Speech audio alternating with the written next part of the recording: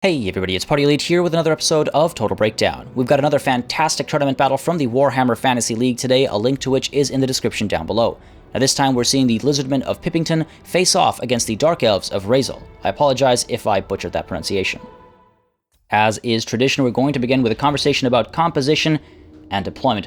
Both sides keeping things somewhat safe, but some very clever plays over the course of this battle. You can see the Lizardmen are led by a Saurus Old Blood atop a Carnosaur, and given some magical support by a Skink Priest of Heavens on foot. The front line consists of these 4 units of Saurus Warriors with shields, and then we've got a unit of Temple Guard on either flank, and these guys all have shields, so they will stay safe from any ranged fire. We also have this Bastiladon with Solar Engine providing some artillery support, while up front we have 2 units of Chameleon Skinks able to push forward, stalk forward in fact, and get some nice poison damage in from range. At the back over here, meanwhile, we have 2 units of Cold One Spear Riders tucked away in the trees, staying hidden, but a very capable unit with their anti-large and armor-piercing capabilities. On the other side of the field, the Dark Elves are led by, maybe with some sense of surprise, Marathi. Now, she is anti-large and armor-piercing, so she's somewhat capable against the Lizardmen, and she will have some support from the Death Hag atop her cauldron, providing that anti-infantry capability. The front line itself consists of 2 units of Bleak Swords, and right behind them we've got 2 units of Witch Elves, and then on either flank we have a unit of Dread Spears protecting the flanks, and right behind them we've got Blackguard Corsairs, and another set of Bleak Swords, each on either flank. The Blackguard of Nagaron, meanwhile, in the center here, able to push forward if necessary, or if any dinosaurs come crashing through, they're right there with their armor-piercing anti-large capability, while the rear is brought up by these Dread Spears, protecting 2 units of Reaper Bolt Throwers, who will be looking to do some anti-large damage, or potentially switch to anti-infantry if necessary. Now, like I said, some very interesting maneuvers take place over the course of this battle, so let's kick it up a notch, get everybody into position, and then we'll see how it all breaks down, as it were. So you'll see both armies, of course, pushing forward. They aren't really able to stay back because both armies have artillery pieces, so they're slowly creeping forward, getting into position, and you can see right off the bat here, we've got those formations being maintained from both sides of the field, and the Chameleon Skinks alongside the Saurus Old Blood and the Cold One Spear Riders are pushing off to the side. Now, the Cold One Spear Riders, as well as the Saurus Old Blood, using the trees for some cover, but the Chameleon Skinks, of course, able to stalk forward, and you can see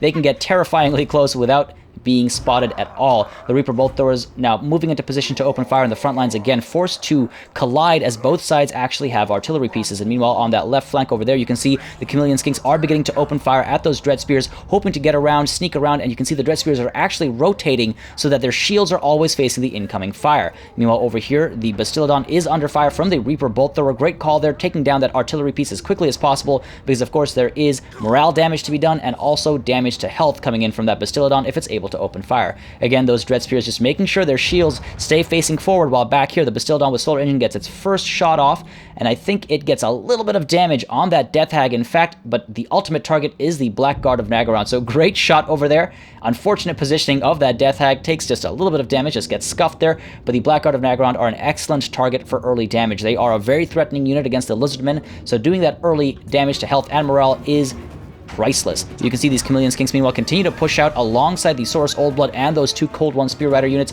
while the front lines are about to get engaged. You can see these lines are closing in, and the Lizardmen are not going to have the best of times, unfortunately. You can see these Saurus Warriors with shields, especially with the Death Hag there as well, are going to have a terrible time. And meanwhile, back over here, a wonderful piece of micromanagement from the Blackguard of Nagaron. You can see the responding to that incoming breath spell, just barely get damaged by the breath spell there, able to more or less get away.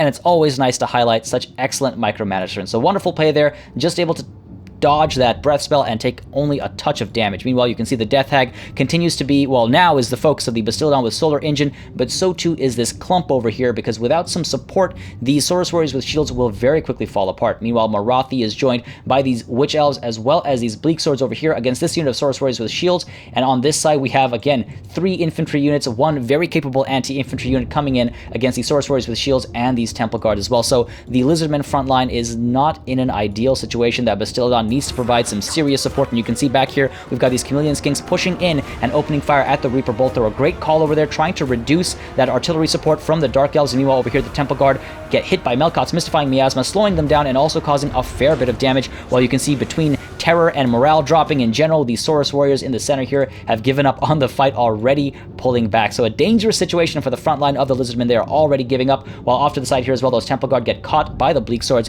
But at the back, you can see we've got 2 units of Cold One Spear Riders and that Saurus Old Blood charging in straight towards the Bleak Swords there. It looks like they are not anti-large. They don't have charge defense. They're going to have a terrible time, while that Reaper Bolt Thrower as well is just falling apart. These Blackguard of Naggarond as well, meanwhile, not really doing anything. They're neither pushing in towards this incoming threat, nor are they pushing down towards this very, very present threat that is doing a lot of damage and is currently using Cold-Blooded to stay alive. But let's take a look at this glorious charge coming in from the Saurus Old Blood right into these Bleak Swords alongside 2 units of Cold One Spear Riders. Again, nothing large to deal with over here, but those Bleak Swords are very quickly going to fall apart. A wonderful charge. Wonderful to see those units just get tossed around and absolutely destroyed in terms of morale and health. Meanwhile, at the front line, once again, we do have Soul Stealer going down, causing a fair bit of damage and keeping Morathi alive as well. Not that she needed it. And that center continues to completely fall apart for the Lizardmen, but thankfully, because of Rampage, these guys are sticking around and fighting, while another Breath Spell comes in to try and provide some support here, with that Wind Blast doing just a touch of damage to these Bleak Swords and these Witch Elves, just hoping to destroy these guys, reduce their will to fight, maybe cause enough damage to get their morale to drop by enough to get them to fall back. But unfortunately, that is simply not the case. The Skink Priest as well moving off to the side here, providing some support to that side, while the Bastiladon now firing away at these clumps back here, getting the Blackguard of Naggarond to drop in health and willpower, while in front over here we got another supporting charge on this left flank from that Saurus Old Blood and those 2 Cold One Spear Riders. An excellent group, a devastating charge right into the back of these Blackguard Corsairs. They are an anti-infantry unit, so again, they are quite threatening, but that rear charge is going to make very quick work of them, alongside the fear and terror of a Saurus Old Blood atop a Carnosaur coming charging through. Plus, it helps that the Death Hag is right there, and she is, of course, a large unit atop her chariot, and the Saurus Old Blood the Saurus Old Blood and the Cold One Spear Riders are all anti-large, so she needs to get out of there. She turns around and tries to get away as quickly as possible, while the Bastiladon now is providing support in this front line center situation. Again, a very large clump there, a very ideal target. Meanwhile, we have, of course, Murderous Prowess kicking in finally, Murderous Mastery, where it counts, for example, on the Blackguard of Naggarond, who finally are pushing into some form of action.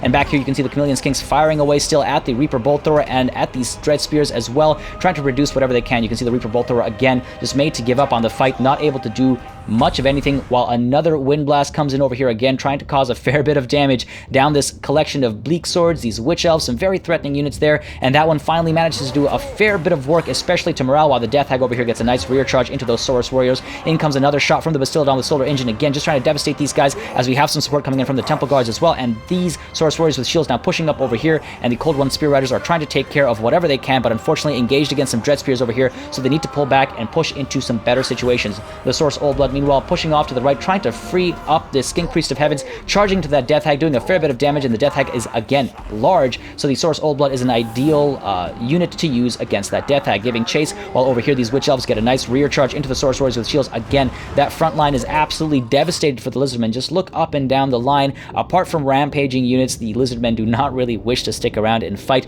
Morathi as well doing quite well in melee against these Temple Guards, who are currently hit by Melkot's Mystifying Miasma as well, so taking damage from that as well. The reduced speed not really making much of a difference here, but of course, just helping Morathi out in her current situation. At the back, meanwhile, these Chameleon Skinks continue to pull away from these Dread Spears and open shots off, getting a touch of damage here and there. One unit might have been a good idea to pull one unit away to get some poison support in the front lines and reduce enemy capabilities wherever possible, but there's already plenty of micromanagement going around. You can see another cycle charge coming in from these Cold One Spear Riders, trying to toss these Dread Spears around. We do have these Witch Elves pushing in, and Soul Stealer going down over here as well, and look at the amount of damage being done. Terror kicking in from that Death Hag, rolling in, of course. Soul Stealer doing a lot to help Morathi, not necessarily stay alive, she's still at full HP, but doing a lot of damage over here. Look at these guys just drop in health, and the Saurus Old Blood has to use Foe Seeker to stay safe, keep vigor up, and try to get out of the situation with the Dread Spears right there. That Death Hag trying to get away, the poison slowing her down ever so slightly, so the Saurus Old Blood can close that gap. The Blackguard of Naggarond here, I would say,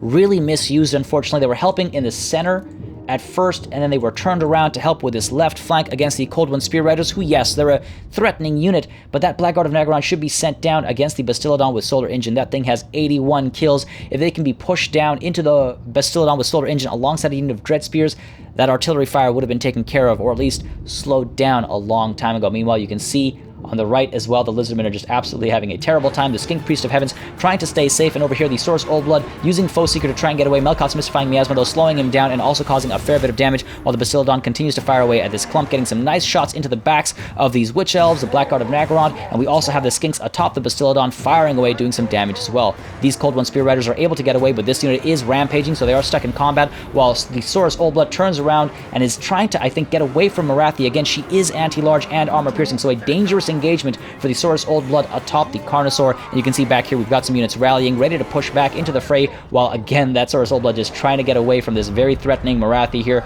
Getting a nice rear charge into this clump over here will make a huge difference, as the Temple Guard here are rampaging, so they're stuck in combat and they're not going to have the best of times. But take a look at this wonderful rear charge coming in, Terror kicking in on the Bleak Swords, and even the Dread Spears, who are, you know, anti-large, don't stand much of a chance when Terror kicks in. They decide to give up on the fight. The Skink Priest of Heavens as well pushing in now, maybe looking for an opportunity to cast while these Chameleon Skinks get hit by Melkot's Mystifying Miasma. Again, just trying to slow them down and reduce their health. While back here, finally, the Blackguard of Naggarond chasing after the Bastiladon, but the Bastiladon able to get away, and those Skink atop the Bastiladon, of course, firing away, doing a touch of damage here and there, and slowing the Blackguard of Naggarond down as well. Chameleon Skinks finally providing some support to the front line as well, or what's left of the front line, I suppose. The Source Old Blood not in an ideal situation. Again, Morathi is very dangerous, so turning around and pulling away into some safety, while the Dread Spears get terrified off, and the Temple Guards are finally coming out on top. The Chameleon Skinks, meanwhile, firing away at Morathi, while over here we have the Source Warriors with shields diving in to, I think, hold her in place, so the Source Old Blood is able to use Foe Seeker and get away. Meanwhile, we have another Wind Blast going down over here. The Blackguard of Naggarond not having a good time, being absolutely thrown around, literally and metaphorically speaking,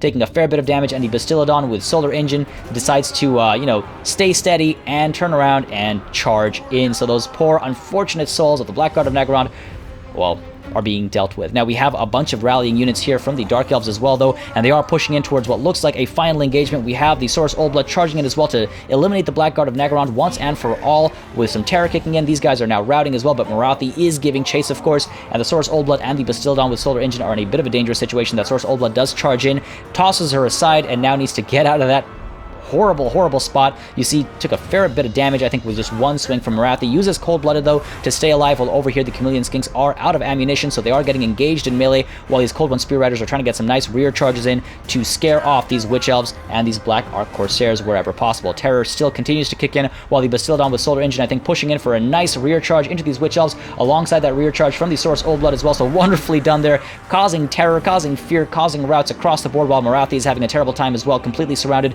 taking quite the beating, though let's be honest, she probably enjoys it.